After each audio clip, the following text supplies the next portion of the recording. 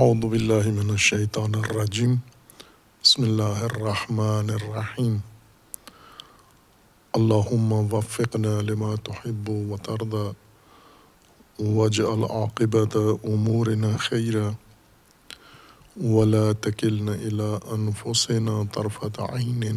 ابدا رب ادخلنی مدخل صدق واخرجنی مخرج صدق واجعل لی من لدنک سلطانا نصیرا۔ سورہ مبارکہ بقرہ آیات کریمہ۔ یا بنی اسرائیل اذکروا نعمتی التی انعمت علیکم واوفوا بعہدی اوف بعہدکم وایای فارہبون وآمنوا بما انزلت مصدقا لما معکم ولا تکونوا اول کافر بہ ولا تشتروا بآیاتی ثمنا قلیلا وایای فاتقون ولا تلبسوا الحق بالباطل وتکتموا الحق وانتم تعلمون۔ اللہ تبارک و تعالیٰ نے بنی اسرائیل کو ایک نمونے کے طور پر پیش کیا ہے، ایک سماج، انسانی معاشرے کا ایک نمونہ پیش کیا ہے جو تشکیل پایا ہے یہ سماج، اور اللہ نے اس کی ہدایت کا اہتمام کیا ہے، اور قانون الہی کے مطابق جو ہر امت اور ہر نسل اور ہر انسانی معاشرے کو مادی و معنوی ہدایت کے اور رشد کے وسائل فراہم کیے جاتے ہیں، وہ بنی اسرائیل کو بھی فراہم کیے ہیں۔ جو کچھ بنی اسرائیل کے لیے ذکر کیا جا رہا ہے، جن فضائل کا اور جن نعمتوں کا اور جن کی یاد دہانی انہیں کرائی جا رہی ہے، یہ مختص نہیں ہے بنی اسرائیل کے ساتھ۔ یہ نعمتیں اور اس جیسی نعمتیں تمام انسانی نسلوں کو اللہ تبارک و تعالیٰ نے عطا فرمائی ہیں۔ اس لحاظ سے بنی اسرائیل اور غیر بنی اسرائیل میں کوئی فرق نہیں ہے۔ ان سے پہلے والوں کو بھی اللہ تبارک و تعالیٰ نے یہی وسائل، مواقع، امکانات اور نعمتیں عطا کی ہیں، چونکہ اس سے پہلے ذکر کیا گیا ہے کہ اللہ تبارک و تعالیٰ نے انسان کے لیے زمین کو تیار کیا ہے، تمام انسان کے لیے، اور اس کے بعد انسان کو زمین کے اوپر خلیفہ بنایا ہے، اور مراد نوع انسان ہے۔ تمام انسانی نسلیں ان امتیازات میں شریک ہیں اور وہ ان میں شامل ہیں۔ ان تمام مشترکہ امور میں بنی اسرائیل کو جو خصوصیت حاصل ہے وہ اس بنیاد پر ہے کہ انہیں اللہ تبارک و تعالیٰ نے جتنی نعمتیں، وسائل عطا کیے ہیں، انہوں نے ان کا انکار کیا ہے، انہیں چھپایا ہے، اس میں ہیر پھیر کیا ہے۔ اتنی کثرت سے اللہ کی نعمتیں دریافت کرنے کے بعد بنی اسرائیل ذلت اور رسوائی کا شکار ہوئے ہیں۔ اصل وہ وجوہات بتانا مقصود ہے مخاطبین قرآن کو یا مومنین کو کہ اللہ تبارک و تعالیٰ نے تمہیں بھی وہ ساری نعمتیں دی ہیں جو دوسروں کو دی ہیں، اور بنی اسرائیل نے تمام نسلوں میں یہ خصوصیت و اعزاز حاصل کیا ہے کہ سب سے زیادہ نعمتوں کو ٹھکرایا ہے، انکار کیا ہے، کفر کیا ہے، اور اللہ تبارک و تعالیٰ کے دیے ہوئے راستے کو چھوڑا ہے اور اس سے بھٹکے ہیں، اور اتنی فضیلتوں کے اور ترقی اور عروج پانے کے بعد زوال کا شکار ہوئے ہیں۔ اصل یہ باب بتانا مقصود ہے بنی اسرائیل کے تذکرہ میں۔ لہٰذا جو خصوصیات بنی اسرائیل کے لیے ذکر کی جا رہی ہیں یہ مشترک ہیں بنی اسرائیل سے پہلے والوں کے لیے بھی اور خصوصاً مسلمانوں کے لیے، مومنین کے لیے، یعنی قرآن کریم کے پیروکار امت کے لیے بھی، قیامت تک آنے والی انسانیت کے لیے دستور، قوانین و قاعدہ ایک ہی ہے، اس میں کوئی فرق نہیں ہے۔ وہ امور جو اللہ تبارک و تعالیٰ نے بنی اسرائیل کو تذکر دیے ہیں ان میں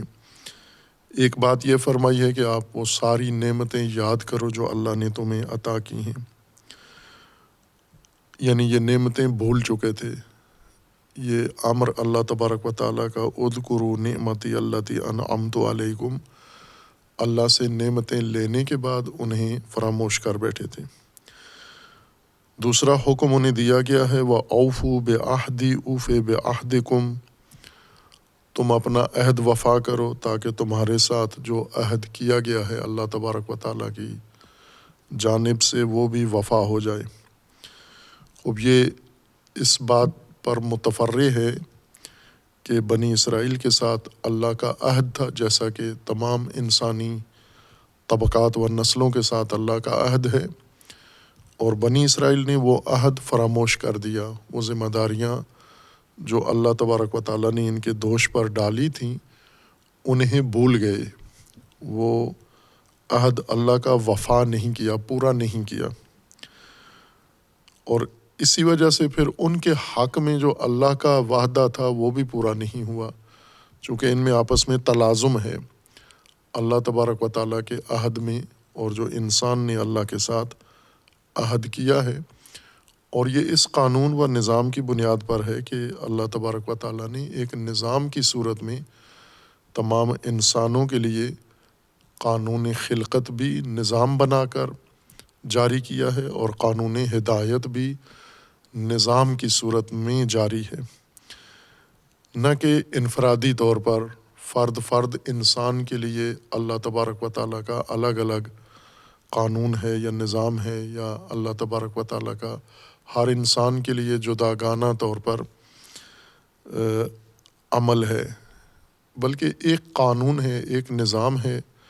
وہ قانون و نظام سب کے سامنے رکھ دیا گیا ہے، اور اس قانون و نظام کے مطابق ہی تمام عمل انجام پائے گا، یعنی انسان نے جو عہد کیا ہے وہ اسی نظام کے زمرے میں آتا ہے جو اللہ نے انسان کے لیے مقرر کیا ہے، اور اللہ نے انسان کے ساتھ جو وعدہ کیا ہے وہ بھی اس نظام کا حصہ ہے۔ اگر انسان چاہتا ہے کہ اللہ تبارک و تعالیٰ کے سارے عہد اور سارے وعدے انسان کے حق میں ثابت ہو جائیں، پورے ہو جائیں، انجام پا جائیں، تو انسان کو وہ نظام اللہ تبارک و تعالیٰ کا سمجھنا اور اختیار کرنا ہوگا، اور اپنے آپ کو اللہ کے نظام کے ساتھ ہم آہنگ کرنا ہوگا اور اس کے مطابق اپنی زندگی کو ہم آہنگ بنانا ہوگا، اور اس صورت میں بلا وقفہ تمام انسانوں کے لیے، تمام نسلوں کے لیے اللہ تبارک و تعالیٰ کے سارے وعدے پورے ہو جائیں گے۔ اور پھر اللہ تبارک و تعالیٰ کا ایک حکم اور ان کے لیے یہ ہے وَإِيَّايَ فَارْهَبُونَ، رغبت بھی فقط اللہ کی اختیار کرو، اور چونکہ بنی اسرائیل نے رغبت کو خود اپنے لیے اختیار کیا تھا، یعنی ایسی احتیاط جو خوف کی بنیاد پر ہو، ایک محتاط زندگی جس کے پیچھے اصلی عامل خوف کا کار فرما ہو، اس کو رغبت کہتے ہیں۔ راہب وہ انسان جو احتیاط کی زندگی بسر کر رہا ہو اور اسے خوف ہو کہ کہیں مجھ سے غلطی نہ ہو جائے، کہیں میں راستے سے بھٹک نہ جاؤں، بہک نہ جاؤں، اور کہیں مجھ سے ایسی لغزش سرزد ہو جائے جس کے نتیجے میں اپنے مقصد سے دور ہو جاؤں یا محروم ہو جاؤں۔ اور ہم یہ روزمرہ امور میں دیکھتے ہیں، رغبت معمول کا ایک عمل ہے جو ہر انسان اپنی زندگی میں اختیار کیے ہوئے ہوتا ہے۔ جیسے مثلاً ہم عام معمول کی ایک مثال جو ہر انسان کے لیے قابل فہم ہے، ہم لوگوں کو سڑکوں پر گاڑیاں چلاتے ہوئے دیکھتے ہیں تو کچھ بے احتیاط لوگ ہوتے ہیں جو گاڑی چلاتے ہیں اور قوانین کی مراعات نہیں کرتے، اور کچھ ایسے ہوتے ہیں جو گاڑیاں چلاتے ہیں لیکن مقررہ قوانین میں بھی احتیاط کرتے ہیں۔ مثلاً اگر کسی سڑک پر گاڑی 120 کی سپیڈ سے چلانے کی اجازت ہے، احتیاطاً یہ 100 پہ چل رہے ہوتے ہیں۔ اگر 120 پہ چل رہے ہوں تو بھی انہوں نے جرم نہیں کیا، قانون کی خلاف ورزی نہیں کی، لیکن خود سے انہیں خوف ہے کہ 120 گاڑی کی سرعت اور تیزی ممکن ہے یہ کسی حادثے کا سبب بن جائے۔ اس متوقع محتمل حادثے سے بچنے کے لیے گاڑی کی سرعت کم رکھتے ہیں، 100 پہ یا 100 سے بھی نیچے جا رہے ہوتے ہیں۔ یہ رہبت کی ڈرائیونگ ہے۔ اور اسی طرح ہم دیگر امور میں بھی دیکھ لیں، گھریلو مسائل میں دیکھ لیں، سماجی مسائل میں دیکھ لیں، اپنے جو پیشہ ورانہ کام ہوتے ہیں اس کے اندر بھی انسان رہبت اختیار کرتا ہے۔ مثلا کاروباری لوگ ہیں، تاجر لوگ ہیں، تو بہت سارے رہبت کی تجارت کر رہے ہوتے ہیں، یعنی محتاط لین دین کر رہے ہوتے ہیں۔ بائیں کہ اگر اس احتیاط کو چھوڑ دیں اور رائج جو کچھ معمول ہے لین دین میں اگر اس طرح سے کریں تو بھی کوئی حرج نہیں ہے، کوئی جرم نہیں ہے، لیکن پھر بھی یہ احتیاط کرتے ہیں کسی چیز کے لینے میں، کسی چیز کے دینے میں۔ یہ جو اضافی جو احتمالی خوف سے بچنے کے لیے احتیاط برتی جاتی ہے، اس کو عربی زبان میں رہبت کہتے ہیں۔ بنی اسرائیل نے رہبت کو اپنے لیے معمول بنایا تھا۔ آج بھی اگر ہم دیکھیں بنی اسرائیل میں تو ان کے ہاں جو ان کے مذہبی طبقات ہیں اور پیشوا ہیں جو اپنے آپ کو مختص کر دیتے ہیں مذہبی زندگی گزارنے کے لیے، انہیں راہب یا راہبہ کہا جاتا ہے۔ وہ افراد، خواتین اور مرد جو اپنے آپ کو وقف کر دیتے ہیں، مختص کر دیتے ہیں کہ انہوں نے دینی زندگی گزارنی ہے، اور وہ اپنی عبادت گاہوں میں، کلیساؤں میں زندگی گزارتے ہیں اور لوگوں کو تبلیغ کرتے ہیں، لوگوں کو اپنے مذہبی رسومات و فرائض کی ادائیگی میں مدد دیتے ہیں۔ انہیں راہب ہی کہا جاتا ہے۔ راہب کا مطلب یعنی یہ وہ لوگ ہیں جنہوں نے احتیاطاً خوف کی بنیاد پر احتیاط کی زندگی اختیار کی اور شادی بھی نہیں کرتے۔ انہیں یہ خطرہ ہے کہ اگر ہم شادی کر لیں تو شاید ہم دین سے دور ہو جائیں، ہم اللہ سے دور ہو جائیں، اس لیے یہ احتیاط کی بنیاد پر اختیار کردہ زندگی ہے۔ خب رہبت جب اختیار کی ہے تو وہ بھی اللہ تبارک و تعالیٰ کا فرمان ہے کہ اگر رہبت اختیار کرنی ہے، احتیاط کی زندگی گزارنی ہے تو مجھ سے رہبت اختیار کرو۔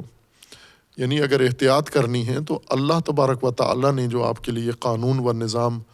بنایا ہے اس کے اندر رہبت اختیار کرو، نہ کہ خود ساختہ، جیسا قرآن کریم نے بیان فرمایا ہے کہ انہوں نے خود سے اپنے لیے رہبانیت اختیار کی تھی جو اللہ نے نہیں کہا تھا، لیکن پھر اس کا بھی حق ادا نہیں کیا۔ اور اس کے بعد ان کو حکم ہے وَآمِنُوا بِمَا أَنزَلْتُ مُصَدِّقًا لِمَا مَعَكُمْ، ایمان لاؤ اس چیز پر جو اللہ نے فرمایا کہ میں نے نازل کی ہے، بما انزلتو، اس پر ایمان لے، یعنی قرآن کریم پر اور رسول اکرم صلی اللہ علیہ وآلہ وسلم جو کچھ لائے ہیں، آپ کی رسالت ہے، آپ کی نبوت ہے اور آپ کا پیغام ہے، بنی اسرائیل اس پر ایمان لے آئیں۔ ایمان کی وضاحت کی ہے تفصیل کے ساتھ۔ ایمان یعنی اس کو اپنی زندگی میں، روزمرہ زندگی میں، سماجی زندگی میں، عمومی زندگی میں، کاروباری زندگی میں، اپنی نجی زندگی میں جو آپ کو کسی دستور یا کسی قانون یا کسی قاعدے کا سہارا لینا ہوتا ہے، اس کی جگہ پر آپ بما انزلتو کو، یعنی جو میں نے، اللہ نے نازل کیا ہے، اس پر بھروسہ کر کے زندگی گزارو، اس پر اعتماد کر کے زندگی گزارو، اسے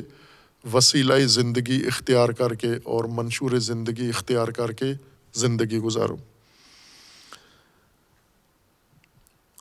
اور پھر قرآن کی خصوصیت ہے مصدقاً لما معاکم، یہ قرآن تمہارے لیے اجنبی نہیں ہے، ناشناختہ نہیں ہے، چونکہ جو کچھ تمہاری کتابوں میں، یعنی اللہ نے بنی اسرائیل کی ہدایت کے لیے جو کتابیں آسمانی نازل فرمائی ہیں جیسے تورات و انجیل اور جو کچھ ان کے اندر ہے،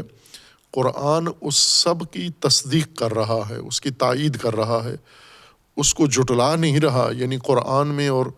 تورات اور انجیل میں کوئی تضاد اور ٹکراؤ و تناقض نہیں ہے، بلکہ مطابقت و مصادقت ہے۔ جو ان میں ہے وہ قرآن اس کی مکمل تائید کر رہا ہے۔ لیکن قرآن کریم جامع تر ہے، یعنی جو کچھ ان میں نہیں تھا وہ قرآن کریم میں ہے، اور جو ان کتابوں کے اندر تھا قرآن اس سب کی تائید و تصدیق کر رہا ہے۔ وَلَا تَكُونُوا أَوَّلَ كَافِرٍ بِهِ، اور پہلے کافر و اول کافر، جھٹلانے والے، انکار کرنے والے نہ بنو تم۔ کہ اس کی تشریح کی تھی کہ اول کافر زمان کے لحاظ سے بھی اول مسلم و اول کافر دونوں اصطلاحیں قرآن کریم میں استعمال کی گئی ہیں، اور اس سے مراد زمانی طور پر اولیت و سبقت نہیں ہے، بلکہ اول کافر و اول مسلم کا معنی یہ ہے کہ اپنی زندگی میں، اپنے زمانے میں آپ سب سے بڑے، سب سے پہلے انکار کرنے والے مت بنو۔ ممکن ہے زمانی لحاظ سے، وقت کے لحاظ سے تم بعد میں پیدا ہوئے ہو، دوسرے تم سے پہلے پیدا ہوئے ہیں، وہ پہلے انکار کر چکے ہیں، لیکن تم سابقہ انکار کرنے والوں پر سبقت لے جا سکتے ہو۔ جیسے ہم ظالمین کو دیکھ سکتے ہیں کہ تاریخ بھر میں انسانیت پر متعدد حکمرانوں نے، افراد نے ظلم کیا ہے، لیکن آج یہ بات ہوتی ہے کہ اول ظالم، پہلا ظالم، سب سے بڑا ظالم جو دوسرے تمام ظالمین پر سبقت رکھتا ہے کون ہے؟ اسی طرح اول کافر یعنی زیادہ کفر اختیار کرنے والا، بڑھ کر کفر اختیار کرنے والا۔ بنی اسرائیل اول کافر اس لیے ہیں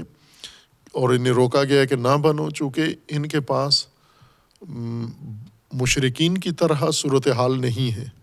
مشرکین کوئی آسمانی کتاب نہیں رکھتے، سلسلہ نبوت سے منسلک نہیں تھے، دور تھے، محروم اور جاہل لوگ تھے، وہ بھی انکار کرتے ہیں رسالت رسول اللہ کا، اور بنی اسرائیل بھی انکار کرتے ہیں قرآن و رسالت کا۔ بنی اسرائیل کا انکار اول کفر شمار ہوگا، بڑا کفر شمار ہوگا، پہلا کفر شمار ہوگا، چونکہ یہ دین سے آشنا ہیں، دینی نصاب پڑھے ہوئے ہیں، ان کے اندر انبیاء آئے ہیں، علماء آئے ہیں، آسمانی کتابیں آئی ہیں، برخلاف مشرکین کے بت پرستوں کے کہ ان کے پاس یہ سلسلے نہیں تھے۔ لہٰذا دونوں اگر انکار کریں تو دونوں میں تم بڑے منکر شمار ہوگے، اور یہ اپنے لیے اعزاز نہ بناؤ، یہ اپنے لیے امتیاز نہ بناؤ کہ تم پہلے کافر شمار ہو جاؤ گے۔ اور پھر یہ حکم ہے ان کو وَلَا تَشْتَرُوا بِآيَاتِي ثَمَنًا قَلِيلًا۔ بنی اسرائیل کے اندر ایک معمول کی ایک قباحت شروع ہو گئی تھی، اور وہ قرآن نے جس کو دین فروشی اور آیات فروشی کا نام دیا ہے۔ انہوں نے دین کو کاروبار بنا لیا، تجارت بنا لیا، متجر بنا لیا۔ اللہ نے کتاب نازل کی تھی، یعنی مکتب نازل کیا تھا، اور انہوں نے اس مکتب کو متجر بنا لیا، یعنی تجارت گاہ بنا لیا، اور اس سے سود اور سودا حاصل کرنا شروع کر دیا۔ ان کو خصوصیت کے ساتھ روکا گیا ہے کہ اللہ کی آیات کو کم بہاؤ میں، کم قیمت میں، کم بہا میں مت بیچو، اس کا مول کم نہ لگاؤ تم۔ اس کا یہ مطلب نہیں ہے، جیسا بعض نے استہزائیہ طور پر یہ مطلب بیان کیا ہے کہ یعنی اس آیت کا مطلب یہ ہے کہ کم قیمتیں نہ لو، دین بیچنا ہے تو بڑی اور بھاری قیمت میں بیچو، زیادہ قیمت میں بیچو۔ نہ، جتنی بھی قیمت دین کی لی جائے وہ کم قیمت ہی شمار ہوتی ہے، یعنی دین کے مقابلے میں کم قیمت ہے، نہ کہ دوسری اشیاء کے مقابلے میں۔ اگر انسان کوئی چیز بیچ دے اور اس کو جو بھی معاوضہ ملے وہ ہمیشہ قلیل ہی شمار ہوگا۔ جیسے انسان کوئی اپنا ضمیر بیچ دے اور اس ضمیر فروشی کے بدلے میں جتنا مول لے لے، کروڑوں روپیہ لے لے، اربوں خربوں روپیہ لے لے، تو بھی کم قیمت ہے، کم مول میں۔ ارزان بیچا ہے اس نے اپنے آپ کو، یعنی یہ متاع گران قدر جو بیچنے کے قابل نہیں تھی اس نے بیچ دی ہے۔ اسی طرح اگر انسان وہ اقدار بیچ دے، انسانی اقدار ہیں اور الہی اقدار ہیں، یہ فروخت کر لے، مثلاً کسی منصب پر، حکومتی عہدے پر پہنچنے کے لیے انسان اپنے دین کو بھی چھوڑ دے، پائمال کر لے، قدریں چھوڑ دے، انسانی قدریں چھوڑ دے، تمام ترک کر دے، اور مسند اقتدار اس کو مل جائے، یہ کم قیمت پر اس نے ارزش مند چیز، قیمتی چیز اس نے کم قیمت پر بیچ دی ہے، یعنی ایک جرم کیا ہے۔ دوسرے لفظوں میں یہ کم بہاؤ پہ بیچنے کا مطلب یہ ہے کہ وہ چیز جو بیچنے کی نہیں ہے، فروخت کرنے کی نہیں ہے، اسے تم نے فروخت کر دیا ہے، اور اس وجہ سے بنی اسرائیل کو زوال آیا ہے۔ اتنی عظیم نعمتیں اور اتنا سلسلہ اللہ تبارک و تعالیٰ نے ان کے لیے فراہم کیا، اور اس کے باوجود ذلت و زوال انہوں نے دیکھا۔ وہی چیز آج مسلمانوں میں بنی اسرائیل سے زیادہ کثرت کے ساتھ اور شدت کے ساتھ دکھائی دیتی ہیں، جن میں سے دین فروشی کا ایک عمل ہے کہ دین فروشی کو اقتدار کی لالچ میں، منصب کی لالچ میں، پیسے کی لالچ میں، عزت و شہرت کی لالچ میں، اور کسی اور دنیاوی امر کے مقابلے میں جب انسان معنویت کو بیچ دیتا ہے، اپنی انسانیت کو بیچ دیتا ہے، اپنے شرف کو بیچ دیتا ہے، اپنی قوم کو بیچ دیتا ہے، اپنی سرزمین و وطن کو بیچ دیتا ہے، اپنی حیثیت کو بیچ دیتا ہے، جس قیمت میں بھی بیچے یہ کم قیمت ہی شمار ہوگی، یہ حقیر اور گھٹیا قیمت ہے، یعنی پست عمل ہے، وہ گھٹیا کام کیا ہے انسان نے، جتنا بھی بہو اس کے مقابلے میں وصول کرے انسان۔ اور تاریخ بھی بھری ہوئی ہے اسی کام سے کہ مسلمانوں نے بھی اور مسلمانوں کے علاوہ بھی یہ کام کیا گیا، اور آج زیادہ یہ قباحت شدت کے ساتھ نظر آ رہی ہے فرد کے اندر۔ بعض اوقات قرآن کریم نے جن اعمال کو جرم قرار دیا ہے اور معصیت و گناہ قرار دیا ہے اور ممنوع قرار دیا ہے، لوگ اس کے مرتکب ہوتے ہیں، لیکن در عین حال دوسرے لوگوں کی رائے عامہ میں اس عمل کو جو بھی انجام دے برا ہی سمجھا جاتا ہے کہ یہ غلط کام کر رہا ہے، برا کام کر رہا ہے۔ لیکن فی زمانہ جو زوال آیا ہے وہ یہ کہ یہ عمل اتنی کثرت سے ہو رہے ہیں اور اتنی زیادہ تعداد اور مقدار میں اور تکرار ہو رہے ہیں کہ عام آدمیوں کی نگاہوں میں ان کی قباحت ختم ہو گئی ہے، انہیں اب جرم نہیں سمجھا جاتا۔ اور یہ زوال کی علامت ہے کہ جب قدریں کسی معاشرے سے مٹنا شروع ہو جائیں اور قدریں ختم ہونے کے بعد معاشرے کے اندر یہ احساس ہو کہ جرم کو جرم نہ سمجھیں، گناہ کو گناہ نہ سمجھیں، قباحت کو قباحت نہ سمجھیں، یہ معاشرے کی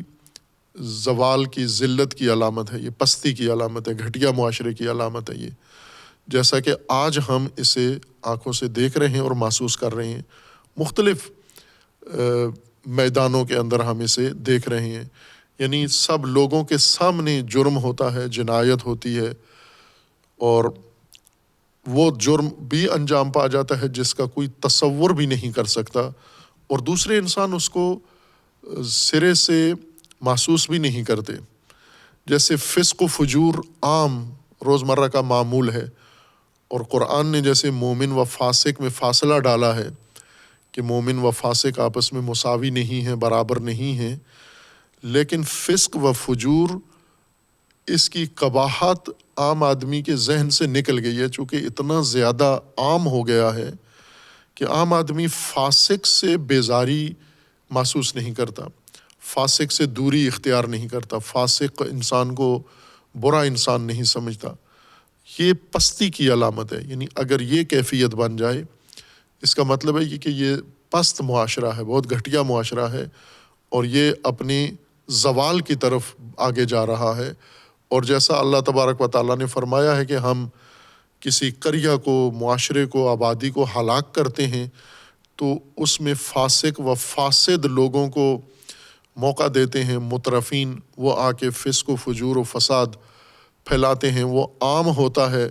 اور اس پر کوئی نہی عن المنکر نہیں کرتا، اس سے کوئی روکتا نہیں ہے،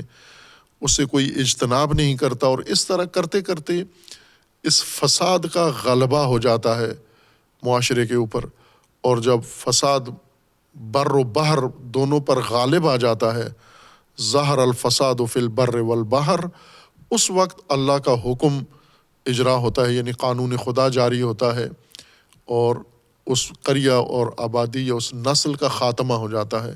فدمرناها تدمیرا، وہ مٹا دی جاتی ہے، وہ قوم حذف کر دی جاتی ہے،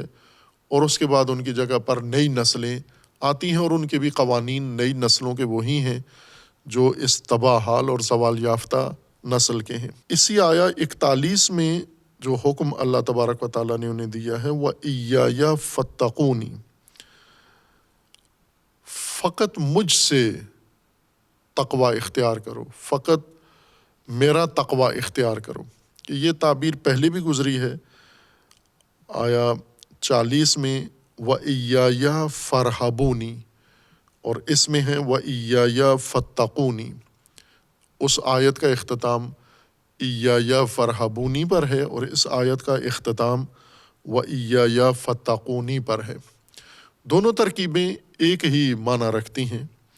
ہر چند وہاں پر رہبت ہے اور یہاں پر تقوی ہے۔ تقوی جامع تر ہے رہبت سے، رہبت فقط احتیاط ہے، خوف کی بنیاد پر انسان جو زندگی میں احتیاط اختیار کرتا ہے، محتاط زندگی، محتاط رویہ زندگی کا، یہ رہبت ہے۔ جیسے مثالیں دیں کہ اگر ایک شخص مقررہ حد رفتار سے کم رفتار میں گاڑی چلا رہا ہے تو یہ رہبت ہے، یہ تقوی بھی ہے، چونکہ رہبت تقوی کا مصداق ہے، لیکن تقوی اس سے وسیع تر مفہوم رکھتا ہے رہبت سے۔ رہبت فقط احتیاط پر مبنی عمل کا نام ہے کہ جس میں انسان جائز حد سے بھی کم رفتار میں چلتا ہے، یا جائز حد سے بھی کم رویہ رکھتا ہے، تاکہ کسی قسم کا خوف اسے لاحق نہ ہو جائے یا کوئی چیز نقصان یا ضرر اس کو نہ پہنچے۔ تقوی حفاظت کو کہتے ہیں، رہبت احتیاط ہے یا احتیاط آمیز خوف یا خوف آمیز احتیاط، لیکن تقوی حفاظت ہے، حفاظتی تدبیر ہے۔ اور یہ قرآن کریم کے بہت بنیادی امور میں سے ہے۔ تقوی انسانی سماج و انسانی زندگی کے لیے قرآن کریم نے جو نظام بنایا ہے، جو منشور بنایا ہے، جو آئین بنایا ہے، اس کے اصولوں میں سے، موٹے اصولوں میں سے اہم تقوی ہے۔ اور تقوی اعتقادی عمل نہیں ہے بلکہ عملی چیز ہے، عملی زندگی کا حصہ ہے تقوی۔ ہر چند ہم تقوی کے بارے میں کافی تشویش کا شکار ہو گئے ہیں، اور یہ عمل اس وجہ سے ہوا ہے کہ قرآن کریم کی تعلیم میں، تفسیر میں، اور اسی طرح روایات کی تفسیر و ترجمہ میں علماء نے کچھ ایسے بنیادی امور انجام دیے ہیں، یعنی چشم پوشی کی ہے، یا بعض اوقات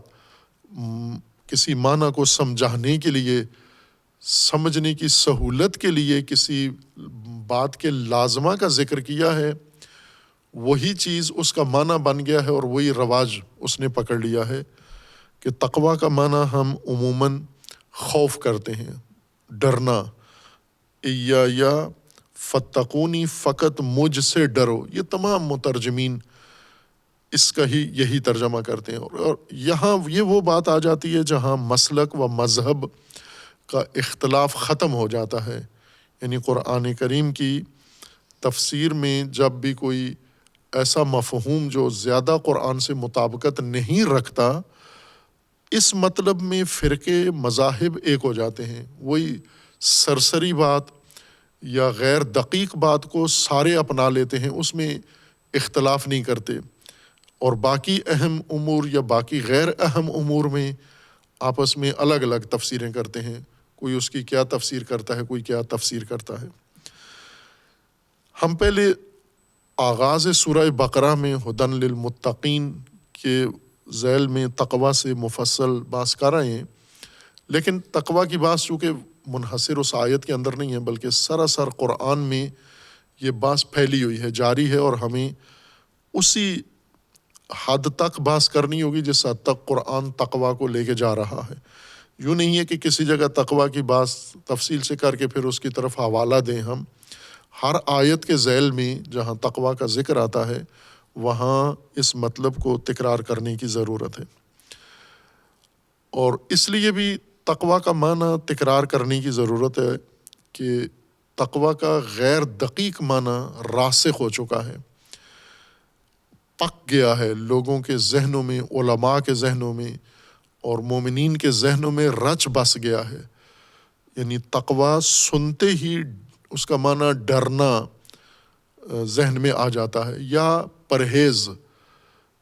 دونوں ترجمے کیے جاتے ہیں، بچو پرہیز کرو یا ڈرو، مجھ سے ڈرو۔ اور یہ بات وضاحت کی ہے کہ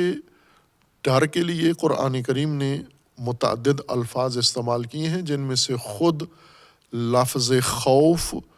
یہ عربی لفظ ہے۔ اگر خوف ہی، ڈرنا ہی مقصود ہوتا تقوی کی جگہ،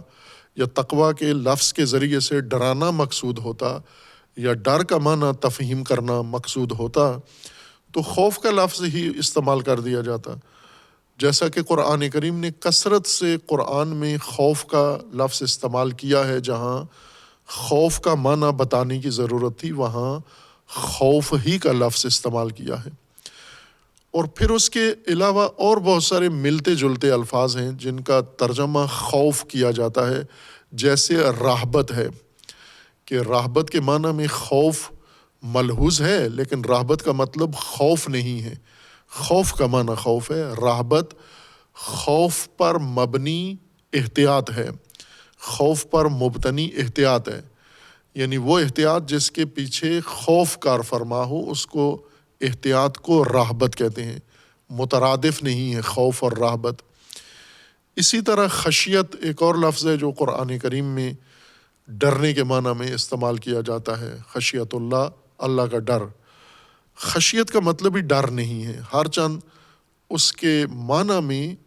خوف ملحوظ ہے، لیکن خوف اس کا معنی نہیں ہے۔ خشیت کا مطلب ہوتا ہے پرواہ۔ خشیت یعنی یہ بھی ہم معمول کی زندگی میں اگر دیکھیں تو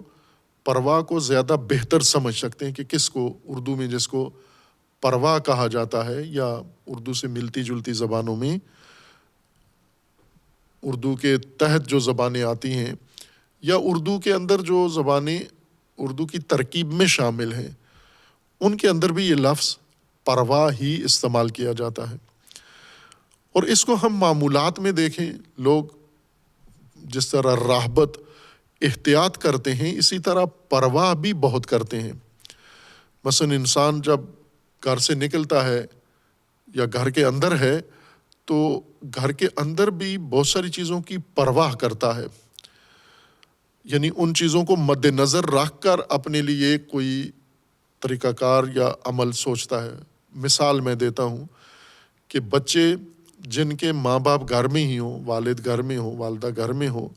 یہ بچے، آج کے بچے خصوصاً جن کے پاس میڈیا آلات موجود ہیں، ڈیوائسز موجود ہیں، موبائل اور دیگر چیزیں، یہ جب موبائل پہ یا ٹی وی پہ یا نیٹ پہ کوئی چیز دیکھنا چاہتے ہیں تو ان کے ذہن میں یہ کھٹکا ہوتا ہے، دھیان ہوتا ہے کہ والدین گھر میں ہیں، اور ہم اگر کوئی غلط چیز، معیوب چیز، جو ناپسندیدہ چیز دیکھنے جا رہے ہیں، اگر والدین کے علم میں یہ چیز آ گئی تو ہمارے لیے برا نتیجہ نکلے گا، ڈانٹیں گے، تنبیہ کریں گے، سزا دیں گے، اور بہت کچھ ہو سکتا ہے، یا ہم ان کے سامنے شرمندہ ہوں گے۔ لہٰذا اس چیز کو استعمال کرتے ہوئے ان کا دھیان سارا والدین کی طرف ہوتا ہے۔ یہ جو والدین کو مد نظر رکھے ہوئے ہیں اور والدین کی خاطر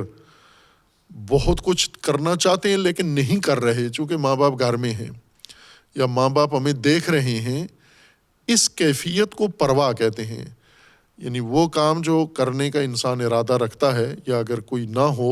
ماں باپ نہ ہوتے تو یہ کر گزرتا یہ کام، اب نہیں کر رہا۔ کیوں نہیں کر رہا؟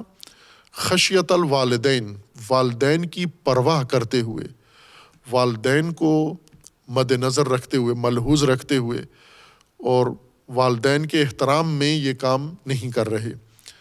اگر والدین فرض کر لیں نہیں ہیں، جب بچوں کو پتہ چل جاتا ہے گھر خالی ہے، تو پھر یہ خشیت ختم ہو جاتی ہے، والدین کا لحاظ ختم ہو جاتا ہے۔ لیکن کچھ اولاد یا کچھ بچے یا کچھ جوان ایسے ہیں کہ والدین گھر میں ہوں یا نہ ہوں، ہر دو صورتوں میں انہیں والدین کا احترام ملحوظ ہوتا ہے، والدین کا مقام اور رتبہ اور عزت کا خیال ہوتا ہے کہ میں نے اگر یہ غلطی کر لی تو میرے والدین ناراض ہوں گے، یا گلی محلے میں ان کی بدنامی ہوگی۔ ان کی عزت کی خاطر ان کی غیر موجودگی میں بھی بچہ یہ کام نہیں کرتا، اس کو پرواہ کہتے ہیں۔ مثلاً خاتون ہے، شوہر اس کے ساتھ ہے، بازار میں مارکیٹ میں شوہر کے ساتھ جا رہی ہے، تو یہ خاتون ہر چیز نہیں دیکھتی، ہر ایک کی طرف نہیں دیکھتی، اپنے جسم کا اظہار نہیں کرتی، اپنے جسم کی نمائش نہیں کرتی، نامحرموں کے سامنے اپنے آپ کو عریان نہیں کرتی، چونکہ شوہر ساتھ ہے اس کا، اور شوہر کی اس کو پرواہ ہے، یعنی شوہر کا احترام بھی ہے یا شوہر کا خوف ہے، جو بھی عامل ہے، نتیجہ یہ ہے کہ شوہر کو ملحوظ رکھے ہوئے ہے، اور شوہر کی پرواہ کرتے ہوئے یہ کام جو ممکن ہے کرنا چاہتی ہے نہیں کرتی۔ اور کچھ خواتین ایسی ہیں کہ شوہر گھر میں نہ ہو، نہ بھی ہو ساتھ، پھر بھی انہیں خیال ہوتا ہے کہ ان کا شوہر ہے اور وہ شوہر اس محلے میں رہتا ہے، صاحب عزت ہے، میں کوئی ایسا کام کروں تو میری وجہ سے شوہر بدنام ہو یا اس کو افسوس ہو یا اس کو دکھ ہو، میں ایسا کام نہ کروں جس سے میرے شوہر کو شرمندگی ہو۔ یہ چیز نظر میں رکھ کر زندگی گزارنا، اس کو خشیت کہتے ہیں۔ خشیت الزوج ہے یہ انسان کے لیے۔ اور اسی طرح ہم عام دیگر طبقات کو بھی مد نظر رکھیں کہ کچھ لوگ ہیں جو پولیس کے ڈر سے یا پولیس کے خوف سے کوئی کام نہیں کرتے، اگر پولیس نہ ہو تو یہ کر گزریں گے، اور بعض لوگ ایسے ہیں کہ پولیس نہ بھی ہو تو بھی نہیں کرتے یہ کام۔ کیوں؟ قانون کا احترام ہے، قانون کی پاسداری کرتے ہیں کہ قانوناً یہ چیز درست نہیں ہے، لہٰذا اگر پولیس نہ بھی ہو تو بھی ہم یہ کام نہیں کریں گے۔ اس کو خشیت کہتے ہیں، کسی چیز کو مد نظر رکھنا۔ یہ خوف اس کا ترجمہ نہیں ہے، خوف اس کے معنی کا لازمہ ہے، یا ہم یوں کہیں کہ خوف اس میں ملحوظ ہے رہبت کی طرح، لیکن مترادف نہیں ہے خشیت و خوف یا رہبت و خوف۔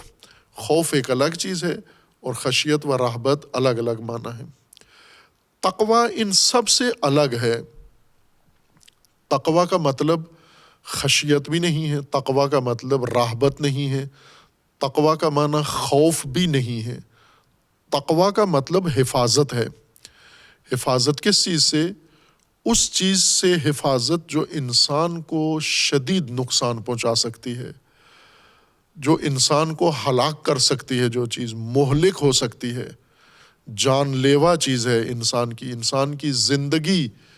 کو نابود جو چیز کر سکتی ہے، اس سے اپنے آپ کو محفوظ رکھنا، بچانا، اس کو وقایت کہتے ہیں، اس کو واقعی کہتے ہیں، اور اس کو تقویٰ کہتے ہیں۔ اب اس کے اندر بھی خوف ممکن ہے، اس کے لازمہ میں بیٹھا ہوا وہ خوف کہ مہلک چیز ہے، اس مہلک چیز کا انسان کو خوف ہے، تو اس خوف کو نہیں کہتے تقویٰ۔ خوف اس مہلک چیز کے خوف کے بعد جو انسان حفاظتی بندوبست کرتا ہے، حفاظتی تدبیر اختیار کرتا ہے، یا حفاظتی کوئی وسیلہ اختیار کرتا ہے، اس کو تقویٰ کہتے ہیں۔ تقویٰ حفاظت کرنا یا حفاظتی بندوبست کرنا ہے، واقعی حفاظت کرنا۔ اور اتقاء جیسا اس آیہ کریمہ کے سورہ مبارکہ بقرہ کی آیہ 41 کے اختتام میں وَإِيَّايَ فَاتَّقُونِي یہ لفظ استعمال ہوا ہے۔ عربی قاعدے کے مطابق یہ تقویٰ ہی کا معنی دیتی ہے یہ آیت، لیکن اس کا جو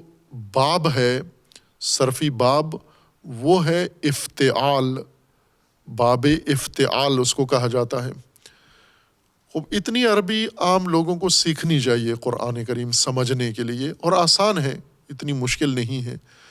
جتنے ہمارے عوام، حتیٰ ان پڑھ عوام انگریزی جانتے ہیں، اگر اتنی ہی عربی بھی جان لیں، اپنی روزمرہ گفتگو میں ان پڑھ لوگ بھی کثرت سے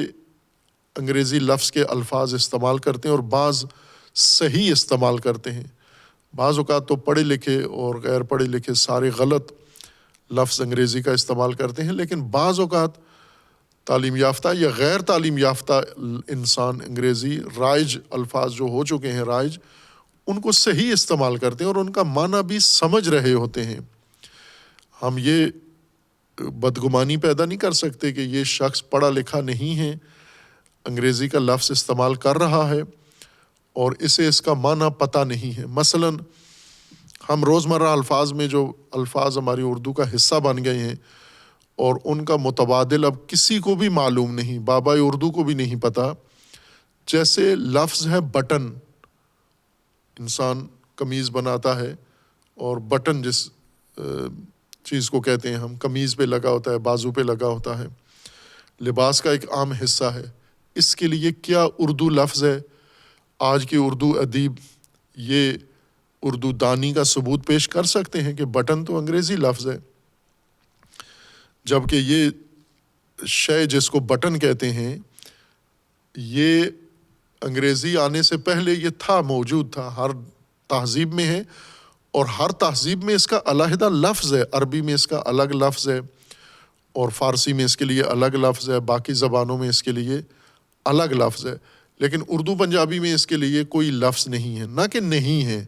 بھول گئے ہیں اردو پنجابی بولنے والے، اس لفظ کو فراموش کر بیٹھے ہیں، استعمال ہی نہیں کرتے، یہ سمجھتے ہیں کہ کوئی لفظ نہیں ہے، اور اصل لفظ ہی بٹن تھا۔ خوب یہ جتنے ان پڑھ لوگ بٹن کا لفظ استعمال کرتے ہیں، صحیح استعمال کرتے ہیں اپنے درست معنی میں، یعنی جس شے کو بٹن کہنا چاہیے اسی کو کہتے ہیں، کسی غلط چیز کو بٹن نہیں کہتے۔ اس طرح کے اور بہت سارے الفاظ آپ کی زبان میں رائج ہو چکے ہیں، تو یہ کام ہم قرآنی الفاظ کے ساتھ بھی کر سکتے ہیں، پڑھے لکھے ہوں یا نہ ہوں، دینی تعلیم ہو یا نہ ہو، عربی جانتے ہوں یا نہ جانتے ہوں۔ یہ الفاظ جیسے تقویٰ کا لفظ ہے، خوب اس کو ہماری روزمرہ زبان میں اتنا استعمال کریں بٹن کی طرح کہ آپ کی زبان کا حصہ بن جائے۔ قرآنی الفاظ ہیں۔ اور اتقو جو قرآن میں زیادہ استعمال، یہ ترکیب استعمال ہوئی ہے، اتقوا اللہ، اتقوا النار، اور دیگر اس کے متعلقات کے ساتھ ہے۔ اس کا کیا معنی ہے؟ یہ معنی سمجھنے کے لیے پہلے یہ بات کی ہے ہم نے، دہرا دیتے ہیں اس کو، کہ عربی لفظ میں ایک مادہ ہوتا ہے، حروف، جن حروف سے لفظ بنتا ہے، اور ایک اس کی حیت کہتے ہیں اصطلاح میں، یا وزن کہتے ہیں، حیت وزن بھی اس کو کہتے ہیں، یعنی ایک اس کی ترکیبی سانچہ ہے، یوں کہیں، انگریزی کا لفظ استعمال کریں، یہ سانچہ ہے اس کے لیے بنا ہوا، اور اس سانچے میں اس کو ڈھالتے ہیں، یا ہندی لفظ استعمال کریں ہم، قالب، اس کے لیے لفظ قالب استعمال کریں۔ جیسے اینٹیں بناتے ہیں، اینٹوں کے لیے ایک فرما بنا ہوا ہوتا ہے، اور اس کے اندر مٹی، گوندھی ہوئی مٹی مواد ہے، یہ گوندھی ہوئی مٹی اٹھاتا ہے بچہ، عورت، کوئی بھی اٹھاتا ہے، اس کو اس فرمے کے اندر، سانچے کے اندر، جس کو قالب کہتے ہیں، قالب، قلب، دو نقطے والے قاف کے ساتھ، قالب، اس قالب کے اندر یا سانچے کے اندر مٹی ڈال کے اوپر سے اس کو دباتے ہیں، تو وہ گیلی مٹی، نرم مٹی، وہ سانچے کی شکل اختیار کر لیتی ہے، اینٹ کی شکل اختیار کر لیتی ہے۔ اور اسی طرح سارے جتنے بھی مواد ہیں، معدنی مواد ہیں، جیسے لوہا ہے یا دیگر مواد ہے جس کو پگھلاتے ہیں اور اس سے برتن بناتے ہیں، اس سے مختلف ضرورتوں کی چیزیں بناتے ہیں، یہ سب اسی ترکیب سے بنتے ہیں۔ پگھلا کے ان کو قالب میں ڈالتے ہیں، سانچے میں ڈالتے ہیں اور فرمے میں ڈالتے ہیں، اور پھر ٹھنڈا کرتے ہیں یا خشک کرتے ہیں، تو جو فرمے کی شکل سانچے کی ہوتی ہے وہی اس کی مواد کی بھی بن جاتی ہے۔ زبان میں، عربی زبان میں بھی ہو بہو یہی چیز ہے۔ عربی زبان میں میٹیریل یا مواد جس کو کہتے ہیں وہ ہیں حروف، یہ الف با تا، یہ حروف ہیں۔ ان حروف کو اسی طرح الف با کہتے رہیں تو کوئی معنی نہیں بنتا۔ ان کو ادبی یا زبانی یا لغت کے سانچے میں ڈالا جاتا ہے، فرما ہے یا قالب ہے، اس قالب کے اندر ان الفاظ کو جب ڈالتے ہیں تو یہ الفاظ اس قالب کی شکل اختیار کر لیتے ہیں۔ اور اس کی ایک مثال، جیسے مثلاً بہت سارے الفاظ جو آپ روزمرہ استعمال کرتے ہیں وہ اسی طرح سے ہیں۔ جیسے ہم کہتے ہیں ظالم، یہ لفظ ظالم، ضاد لام میم، یہ حروف ہیں، مادہ ہے، اس کا مواد ہے۔ اس مواد کو ہم نے فاعل، وہ سانچے کا نام ہے فاعل، فاعل کے سانچے میں ڈالا ہے تو ظالم بن گیا ہے۔ یعنی ضاد لام میم کو فاعل سانچے میں ڈالیں تو یہ الفاظ، یہ تینوں ضاد لام میم، یہ فاعل کی شکل اختیار کر کے ظالم کے لفظ بن جاتا ہے۔ اسی طرح مفعول ایک اور سانچہ ہے، اس مفعول کے وزن میں اگر یہی الفاظ ضاد لام میم ڈالیں تو مظلوم بن جاتا ہے اور سانچے میں ایک نیا لفظ بن جاتا ہے۔ یہ آسان طریقہ ہے، ان پڑھ لوگ بھی یہ عربی اس طرح سے سیکھ سکتے ہیں کہ سانچے ہم جس طرح ان پڑھ آدمی کو لے جاتے ہیں اینٹیں بنانے کے لیے، اور مختلف سائز کی اینٹیں اسے سانچے پڑے ہوتے ہیں، اور اسے جو بھی فورمین ہوتا ہے یا جو کاریگر کا اوپر نظارت کرنے والا شخص ہوتا ہے وہ انہیں بتا دیتا ہے کہ اتنی مقدار میں یہ سانچہ استعمال کرو، اتنی مقدار میں یہ سانچہ استعمال کرو، تو وہ ان پڑھ مزدور مستری یہ سارے کام کر دیتے ہیں۔ تو جو لوگ اتنے سخت کام اینٹیں بنانے کا اور باقی دھاتوں کی پگھلا کے، چونکہ اکثر کم پڑھے لکھے لوگ لیبر کے طور پر فیکٹریوں میں، اسٹیل ملوں میں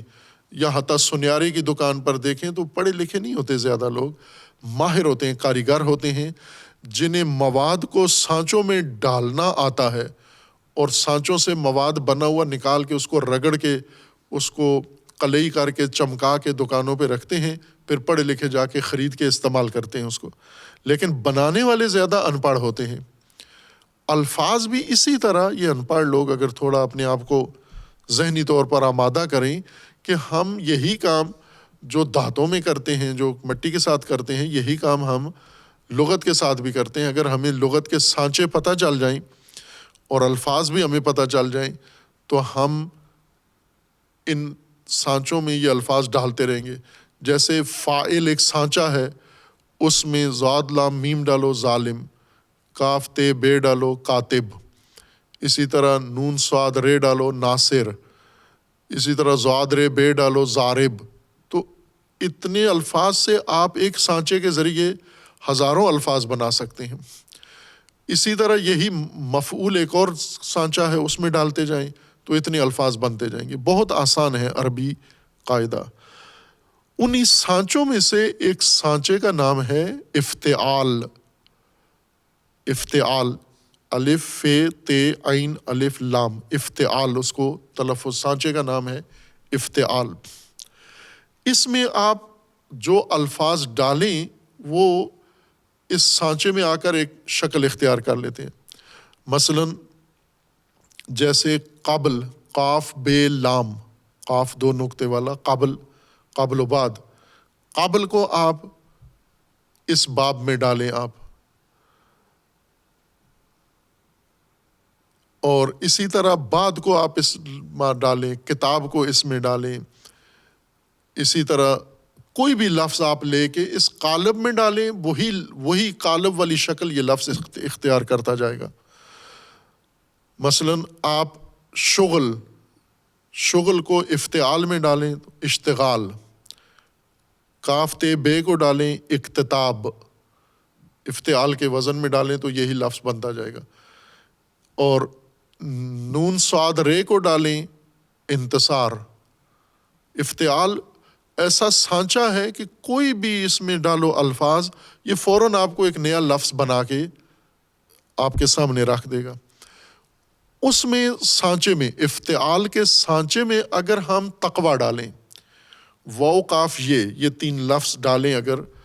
افتعال کے سانچے میں تو کیا بنے گا؟ اتقا. اتقا چونکہ واقعہ سے بنا ہے، تین یہ لفظ ہیں، واو قاف دو نقطے والا یا، یہ تینوں لفظ اگر باب افتعال میں ڈالیں تو اتقا بنے گا. اس کا جو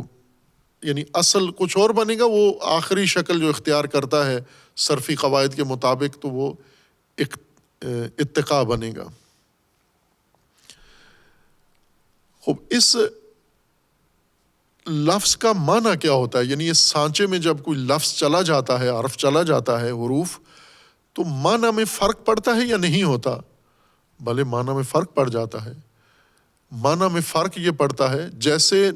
نصرت، مدد کو، جیسے عام اردو میں ہم مدد ترجمہ کرتے ہیں، نصرت مدد، مدد کرنا، ناصر مدد کرنے والا، منصور جس کی مدد کی جائے، مدد شدہ. انتصار مدد اختیار کرنا، مدد طلب کرنا، مدد مانگنا کسی سے، انتصار. منتصر مدد مانگنے والا. جیسے انتظار ہے ایک لفظ جو مومنین زیادہ جانتے ہیں، خصوصاً شیعہ لوگ اس لفظ سے زیادہ مانوس ہیں. انتظار، امام عصر کے ظہور کا انتظار کرتے ہیں. یہ انتظار کیسے بنا ہے؟ یہی جو عمل ابھی آپ کو بتایا ہے، نون ضاد رے، نظر. نظر یہ جو آنکھوں کی نظر آپ استعمال کرتے ہیں، نظر زال والی نہیں، زال والی نظر کا مطلب ہوتا ہے منت، نظر نیاز. یہ نظر ضاد کے ساتھ لکھا جاتا ہے. نظر یعنی دیکھنا، دیکھنے کو نظر کہتے ہیں. اسی نون ضاد رے کو آپ باب افتعال میں ڈال دیں تو انتظار بن جاتا ہے. اور جب باب افتعال میں جائے یعنی اس سانچے میں جائے تو معنی کیا ہوتا ہے؟ اسی چیز کی طلب اور یا اسی چیز کو اختیار کرنا، یعنی نظر اختیار کرنا یا نظر طلب کرنا، یہ معنی بنتا ہے اس کا. اس قانون کے مطابق واقع کا مطلب ہوتا ہے، وقایا کا مطلب ہوتا ہے حفاظت، تقوی کا مطلب ہوتا ہے حفاظت. ان کو افتعال کے باب میں ڈالیں تو اتقا بنتا ہے. معنی کیا بن جائے گا؟ حفاظت اختیار کرنا. کہ عموماً ہمارے مترجمین جب صرف و نحو پڑھ رہے ہوتے ہیں تو بہت دقت کے ساتھ یہ صرف و نحو پڑھتے ہیں، پڑھاتے ہیں اپنے شاگردوں کو، اور بڑی دقیق رموز نشاندہی کرتے ہیں، اور طلبہ کو بسا اوقات سزا بھی دیتے ہیں اگر طلبہ یہ ابواب اور ان کے سانچوں کے فرق کو ملحوظ نہ رکھتے ہوں. کھڑے کر دیتے ہیں. پرانے زمانے کے جو صرف پڑھاتے تھے وہ ایک ٹانگ پر بچوں کو سارا دن کھڑا کر کے گردانے رٹاتے تھے. وہ ساری محنت اسی لیے تھی کہ یہ بچے صرف پڑھیں، قاعدے پڑھیں، قوانین پڑھیں، الفاظ کو سانچوں میں ڈالنے کا طریقہ پتہ چلے، ان کے معنی کا ازبار ہو جائیں، جب قرآن پڑھنے آئیں تو وہاں پر ملحوظ رکھیں. لیکن ہوتا یہ ہے کہ جب وہ ساری صرف پڑھ کے جب قرآن میں آتے ہیں تو اتقو کا معنی کرتے ہوئے بھول جاتے ہیں کہ یہ باب افتعال ہے اور اس میں لفظ وقایا یا واقعی کو ڈالا ہے، تو یہ باب افتعال کا معنی اس نے اختیار کر لیا ہے. واقعی کا مطلب ہوتا ہے حفاظت، اور اتقاء کا مطلب ہوتا ہے حفاظت اختیار کرنا. تو یہاں پر ترجمے میں، تفسیر میں اس چیز کو ملحوظ رکھو جو قاعدہ ادبیات میں پڑھ کر آئے ہو. یہاں پر آپ ترجمہ کرتے ہوئے ڈپٹی نذیر احمد کا ترجمہ اٹھا کے دیکھ لیتے ہو، انہوں نے ڈرنا مانا کہ آپ بھی کہتے ہو اللہ سے ڈرو. اتقوا اللہ یعنی اللہ سے ڈرو. تو ڈر تو نہیں ہے، ڈر نہ افتعال کا معنی ہے نہ واقعی کا معنی ہے. حفاظت ہے اور اختیار کرنا. حفاظت اختیار کرو. اتقو، حفاظت اختیار کرو. اتقونی، اتقوا اللہ، اللہ کو اختیار کرو حفاظت کے لیے، یا اللہ کی حفاظت اختیار کرو. اللہ کی حفاظت اختیار کرو یا اللہ کو حفاظت کے لیے اختیار کرو. آپ چونکہ آپ کو تقوی، حفاظت کے ساتھ زندگی گزارنی ہے، محفوظ زندگی گزارنی ہے. زندگی اور زندگی کی حفاظت یہ قرآن نے انسان کو دو بنیادی مطلب سمجھائے ہیں کہ زندگی حفاظت کے ساتھ محفوظ زندگی گزارنی ہے۔ کیوں اتنی محفوظ رہنے پر اور حفاظت پر تاکید ہے؟ چونکہ انسانی زندگی کے لیے خطرات بہت زیادہ ہیں، خدشات بہت ہیں، اور انسانی زندگی کو نقصان پہنچانے والے امور، مہلک امور، محو کر دینے والے امور، نابود کر دینے والے امور فراوان ہیں۔ اس لیے ان سارے امور کو حفاظت کی ضرورت ہے۔ اسی حفاظت کا نام تقویٰ ہے۔ تو زیر حفاظتی بندوبست تو اللہ تبارک و تعالیٰ نے کر دیا ہے، حفاظتی قوانین، حفاظتی دستور، حفاظتی احکامات سارے مقرر کر دیے ہیں۔ اب انہیں اختیار کرنا ہے تمہیں۔ جیسے ایک ملک کا قانون ہے، قانون بنانے والی اسمبلی نے قانون بنا دیا ہے، اب لوگوں نے قانون کو اختیار کرنا ہے۔ قانون اختیار کرنے کا مطلب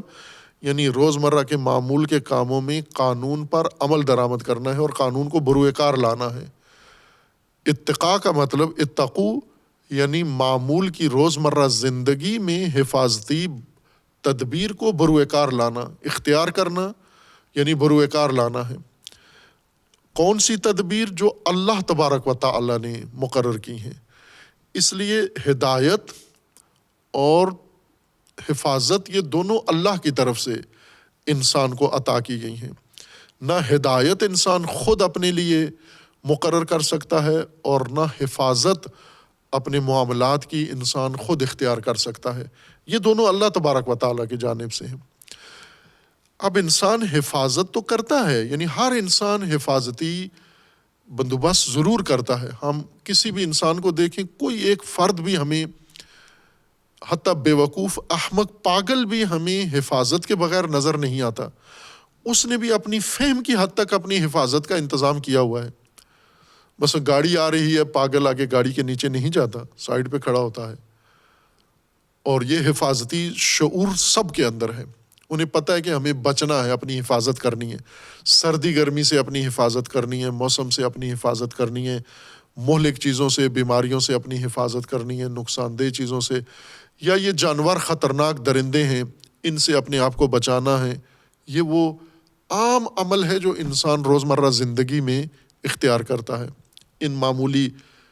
خطرات سے، جو گلی کوچے کے خطرات ہیں، گلی کوچے کے خطرات سے بچانے کے لیے انسان خود وقایت یعنی تحفظ اپنا اختیار کر رہا ہوتا ہے۔ لیکن انسان کی زندگی فقط یہی اوقات نہیں ہیں جو گلی کوچے میں گزرتے ہیں۔ انسان اپنے جنم سے لے کر موت تک جو سفر انسان کو درپیش ہے، جو مقصد انسان کے مد نظر ہے، جو حقیقت ہے انسان کی، جس نقطے پر انسان کو پہنچنا ہے، اس کے خطرات، اس کے مہلکات، اس کے نقصان دہ چیزیں فراوان ہیں جو انسان کے علم میں بھی نہیں ہیں۔ لہٰذا قرآن نے ایک طرف سے ہدایت انسان کو دی ہے، یعنی اس کو راستہ اور مقصد بتایا ہے، دوسری طرف سے آگاہی دی ہے انسان کو۔ آگاہی یعنی اس راستے کا علم دیا ہے، مقصد کا علم دیا ہے، راستے کے رہنما کا علم دیا ہے، راستے کے نشیب و فراز کا علم دیا ہے، راستے میں موجود خطرات کا علم دیا، یہ آگاہی دی ہے۔ تیسری چیز حفاظت کا پورا نظام بنا کر دیا ہے، حفاظتی تدبیر انسان کو بتائی ہے کہ اس راہ پر، زندگی کے اس راہ پر تو نے یہ مقصد حاصل کرنا ہے، اور اس مقصد کے لیے یہ حفاظتی بندوبست جو اللہ نے تمہارے لیے نظام مقرر کیا ہے، اس کو اختیار کرنا ہے۔ حفاظتی تدبیر کو اختیار کرو، بروئے کار لاؤ اور پھر نکلو۔ اپنے طور پر تو آپ کرتے ہو، مثلا سفر میں جاتے ہو، اپنی حفاظت کا خاصا خیال رکھتے ہو، لباس اپنے ساتھ لے جاتے ہو، کھانے کا انتظام کرتے ہو، اور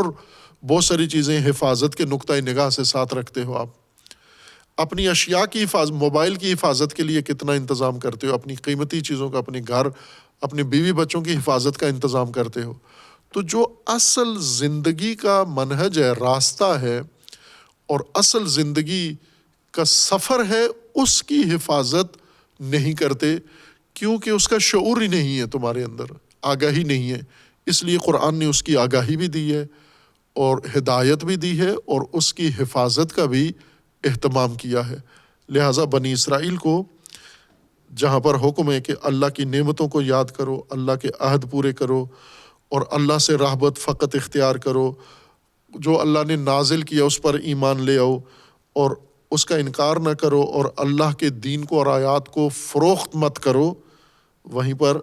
آخر میں فرمایا وَإِيَّايَ فَاتَّقُونِي، بنی اسرائیل فقط مجھ سے، وَإِيَّايَ، یہ قاعدہ عربی قوانین کے مطابق یہ ترکیب جو ایایا کو پہلے استعمال کر کے بعد میں فتقونی، یہ نون کے نیچے جو زیر ہے یہ ایک حرف کی نمائندہ ہے، یہ زیر یعنی یہاں یہ تھا، یہ اردو میں، یا عربی میں اس کا نام ہے فتقونی، یا بھی تھا اس کے ساتھ، اس یا متکلم کو حذف کر دیا گیا ہے، زیر علامت ہے اس بات کی، یعنی مجھ سے، اس کا مطلب ہوتا ہے مجھ سے ڈرو، آپ مجھے اختیار کرو حفاظت کے طور پر۔ وَإِيَّايَ، فقط مجھ سے، انحصار کے لیے ہے، حصر کے لیے ہے کہ اے بنی اسرائیل فقط مجھ سے اور مجھے اختیار کرو حفاظت کے لیے، میرے علاوہ دوسری چیزیں آپ کو محفوظ نہیں بنا سکتی، دوسرے راستے جو خود تم نے یا تمہارے پیشواؤں نے یا تمہارے بزرگوں نے یا تمہارے حکمرانوں نے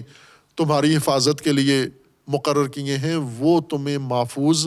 نہیں رکھ سکتے، اللہ کے قوانین تمہیں محفوظ رکھ سکتے ہیں، اس لیے اللہ کی تدبیر کو اختیار کرو، ایایا فتقونی۔ اور پھر اس کے بعد ہے وَلَا تَلْبِسُوا الْحَقَّ بِالْبَاطِلِ وَتَكْتُمُوا الْحَقَّ وَأَنْتُمْ تَعْلَمُونَ، اور دستور ہے مزید بنی اسرائیل کو کہ التباس حق بالباطل نہ کرو، کتمان حق نہ کرو جب کہ تم جانتے ہو، اور پھر آگے بات جاری ہے کہ اقامت الصلاۃ کرو و ایتاء الزکوٰۃ کرو و رکوع کرو راکعین کے ساتھ، اور یہ ماجرا آگے جاری ہے، اسے بعد میں بیان کریں گے۔ وصلی اللہ علی محمد وآلہ الطیبین۔